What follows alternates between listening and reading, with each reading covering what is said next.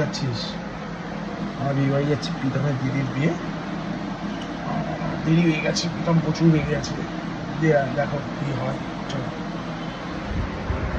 বিয়েবাড়িতে চলে এসেছি। আর বিয়েবাড়িটা ছিল আমাদের এখানকার কাছাকাছি একটা ভিলা, একান্ত আপন। তো সেখানটাই সামনের ডেকোরেশনটা একটু দেখাচ্ছি তোমাদেরকে। খুব সুন্দর করে সাজিয়েছিল। আর এই যে আমরা ব্ল্যাক ব্ল্যাক ম্যাচিং করে পরে গেছি। তখন আমরা একটু তাড়াতাড়ি চলে গিয়েছিলাম, সেই জন্য লোকজন অল্প অল্প আসছে। আর এই লাইটটা ভীষণ সুন্দর লাগিয়েছিল, তো একটু ভিডিওটা বেশ ভালো আসছিলো বলে নিয়ে নিলাম।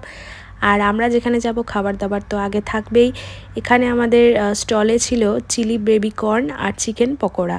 তারপরে এখানে দেখলাম ফুচকার একটা স্টল আছে।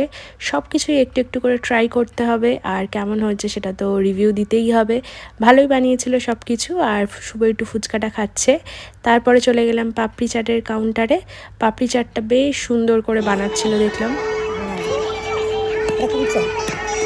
আলু চাট করা আছে। আর কি এটা চাটনি তৈরি করা আছে। আচ্ছা, এগুলো বলেছে বলে এটা টক দই আছে। এটা তো স্যালাড।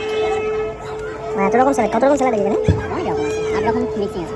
আচ্ছা, ঘি ভাজা আছে, হালকা লবণ, জিরে, তারপরে আছে একটু লেবু। দাদাকে দেখে যাবো। পাপড়ি চাটটা হাতে পেয়ে একটু ট্রাই করে নিলাম। বেশ ক্রিস্পি ছিল পাপড়িগুলো, ভালো লাগছিল খেতে। তারপরে সোজা চলে গেলাম পানের স্টলে। এখানে বেনারসি পানের একটা স্টল দেওয়া হয়েছিল, সেটাও বেশ সুন্দর করে সাজিয়ে দিয়েছিল। ভালো লাগছিল দেখতে, বেশ সব কিছুই বেশ সুন্দর লাগছিল। তারপর এখানে সব ভাইয়ের বন্ধুরা মিলে ফটো তুলছে দিদির সাথে। আর এই যে আমার ননদ গেছে, ননও গেছে, সবাই। ননদ ভীষণ দৌড়দৌড়ি করছে। আর এই যে মা বাবা সবাই এসছিল। সবাই খাওয়া দাওয়া করছে, ঘুরছে, মজা করছে, এইভাবেই বিয়েবাড়িটা কাটাচ্ছে। তারপরে দেখতে দেখতে দেখো বরও চলে এসেছে। আর বর বেশ একটু দেরিতেই এসছে, কারণ বিয়ের লগনও একটু দেরিতেই ছিল, 12টার পর। সেই জন্য রাতে ওই 10:30 11টা নাগাদ বর এসেছিল। তো বরকে বরণ পর্ব চলছে, এখানে সবাই আছে। তখন 12টা বেজে গেছে, মানে রাত বলতে পারো, লোকজন সবাই চলে যাচ্ছে।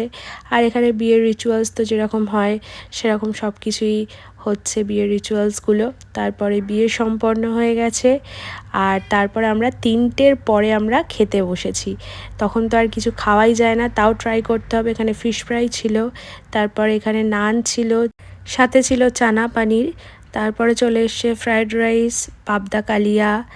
আর রাত্রেবেলা তো 3টের সময় আর কীভাবেই খাবো, তাও টেস্ট করতে হবে। সবাই বসে টেস্ট করছিলাম, দই কাতলা পড়ে গেল। আর তারপরে চলে এসছে চিকেন, চাটনি পাঁপড়, সব কিছু স্কিপ করেছে। আমাদের কেমন লাগছে